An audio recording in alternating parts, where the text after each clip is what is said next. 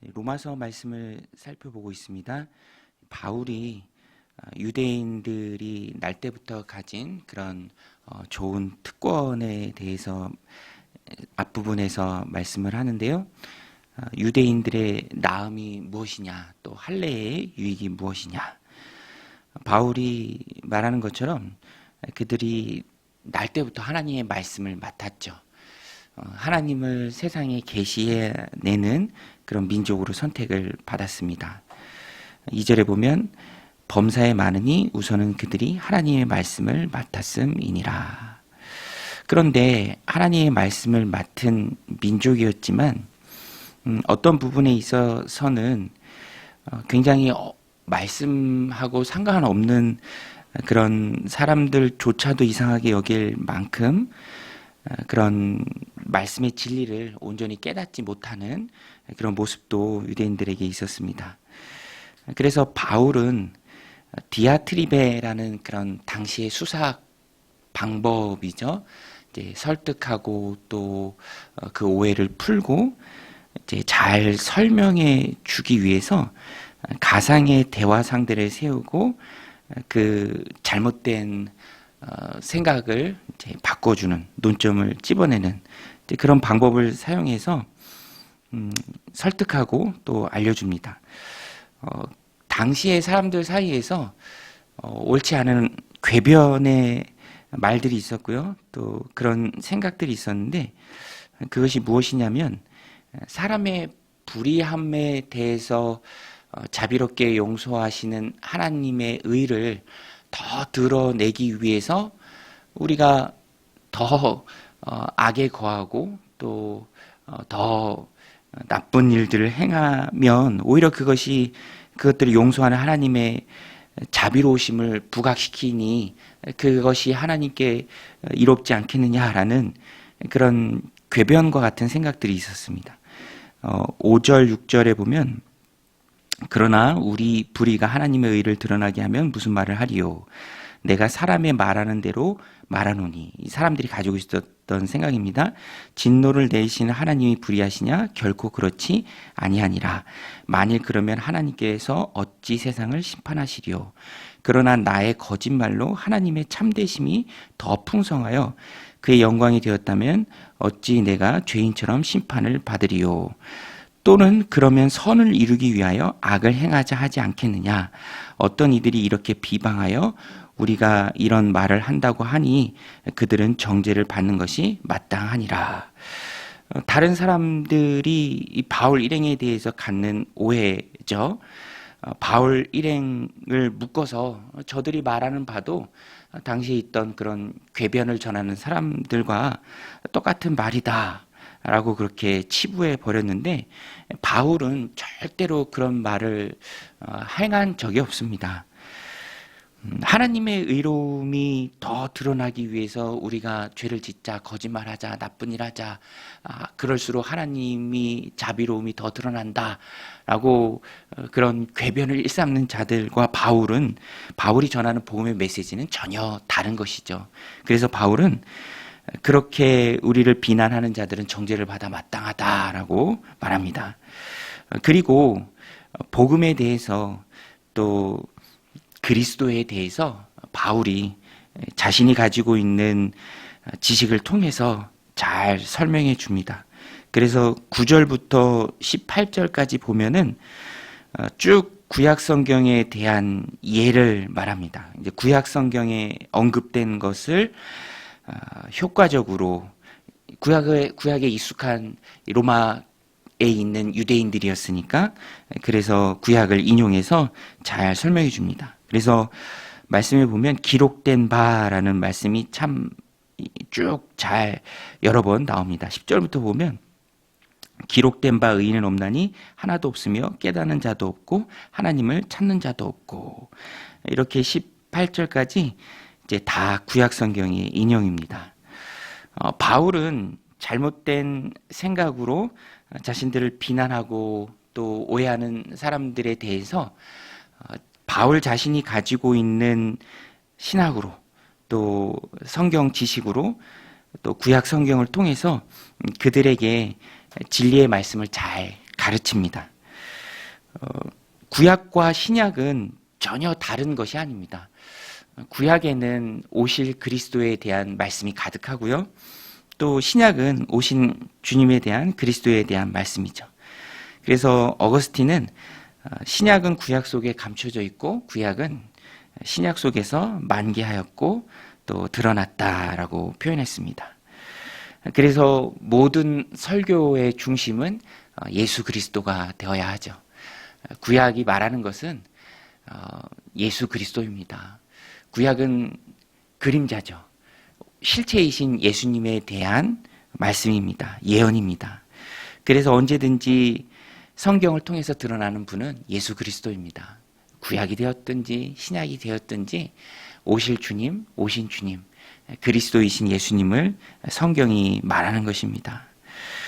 그래서 그것을 바울은 자신이 가지고 있는 해박한 구약 성경 지식을 통해서 잘 풀어주고 있는 것입니다.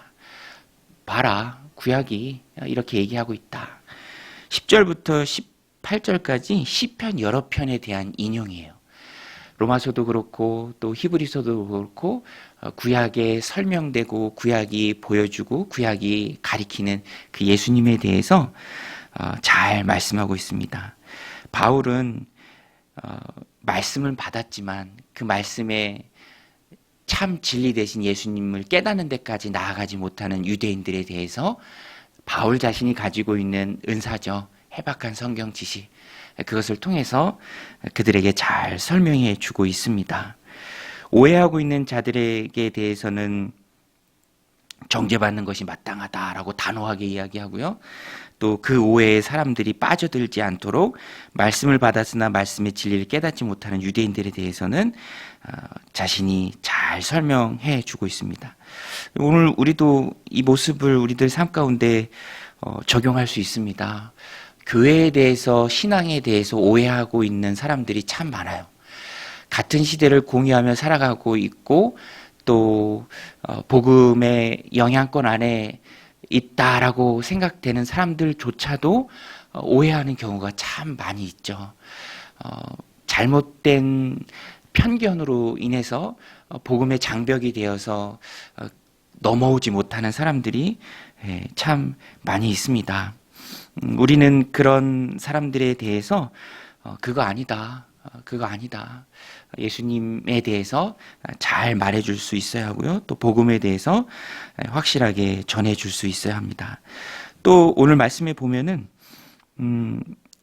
율법의 바른 용도에 대해서 바울이 분명하게 말합니다. 20절인데요. 그러므로 율법의 행위로 그 앞에 의롭다 하심을 얻을 육체가 없나니 율법으로는 죄를 깨달음이니라. 율법은 하나님께로 나아가는 길이 아닙니다. 말씀드린 것처럼 그것조차도 그림자예요. 예수님이 본체이십니다. 예수님을 가리키는 것이죠. 율법은 그 자체로 완전하지 않습니다. 그리고 20절 말씀처럼 율법의 행위로 하나님 앞에 의롭다 하심을 얻을 육체는 없습니다. 모든 사람이 죄인이기 때문에 그렇죠. 그래서 그 모든 율법이 가르치시는 예수님을 우리가 발견할 수 있어야 합니다. 사도행전 4장 12절에 다른 이로서는 구원을 받을 수 없나니 천하 인간에게 구원을 얻을 만한 다른 이름을 주신 일이 없다. 또 요한복음 14장 6절에 예수께서 이르시되 내가 길이요 진리요 생명이니 나로 말미암지 않고는 아버지께로 올 자가 없다.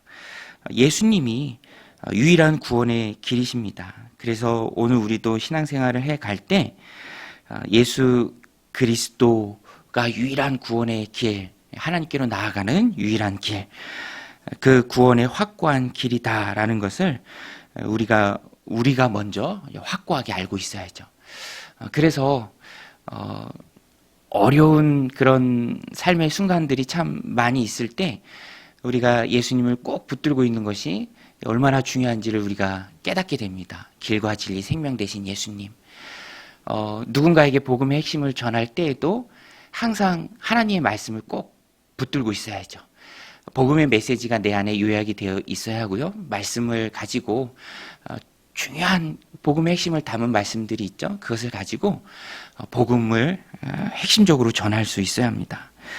예수님만이 하나님께로 가는 유일한 길이기 때문에 그렇죠. 바울은 자기가 가지고 있는 지식을 통해서 구원의 유일한 길이 되신 예수님을 유대인들에게 잘 설명해 주고 있습니다. 오늘 우리도 믿음을 가져보려고 하고 또 신앙에 대해 관심을 갖고 있지만 여러 가지 잘못된 편견으로 인해서 복음 안에 들어오지 못하는 많은 이들을 향하여서 안타까운 마음을 가지고 있어야 하고요. 교회의 아름다움, 신앙의 아름다움, 공동체의 선함을 잘 설명해 줄 수 있어야 합니다. 그들의 오해와 편견을 바로 고쳐줄 수 있어야 돼요. 그리고 복음의 분명한 입장을 가지고 또 온전한 구원의 유일한 길이 되신 예수 그리스도, 구약과 신약이 말씀하고 있는 하나님께로 나아가는 유일한 길이신 그 예수님을 전해줄 수 있어야 합니다. 짤막한 성경 구절을 마음에 품고 또 그것을 설명하면서 그런 예가 많이 있죠. 병상 세례를 주고 또 정말 구원이 너무너무 귀하죠. 그것을 말할 수 있어야 합니다. 우리는 오늘 이 말씀을 마음에 새기고 율법의 행위로는 하나님 앞에 의롭다 하심을 얻을 육체가 없습니다. 율법으로는 죄를 깨닫는 것뿐이죠. 그래서 다음 장에 넘어가면 율법 외에 나타난 한 의에 대해서 이제 바울이 설명합니다. 그분이 바로 예수 그리스도죠. 성경이 말하는 그 예수 그리스도, 많은 편견과 장애물 때문에 그것으로 오지 못하는 사람들에 대해서 우리는 안타까움을 가지고 내게 주신 은사로 그들을 향해서 나아가야 합니다. 또 그들을 마음에 품고 우리가 기도해 주어야 하고요. 또 그들이 복음 안으로 잘 들어올 수 있도록 우리는 헌신의 노력을 다해야 한다라는 것입니다.